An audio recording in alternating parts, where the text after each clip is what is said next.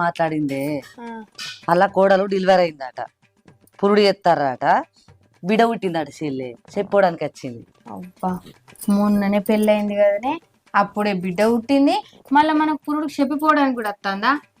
అవ్వా నీకు 6 ఏళ్ళు అవుతుంది పెళ్ళై, నాకు 3 ఏళ్ళు అవుతుంది పెళ్ళై, ఇంతవరకు మనకి ఏది లేకపోయే. మనకంటే వెనక పెళ్ళైన వాళ్ళకు అన్న అయితేనే మనకేం పుట్టిందే రోగం.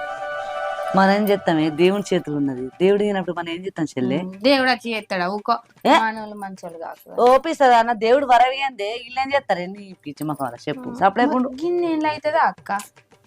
హాస్పిటల్కి పోదామంటే మా శాతగానోడైతే హాస్పిటల్ ముఖం చూసుడే లేదు.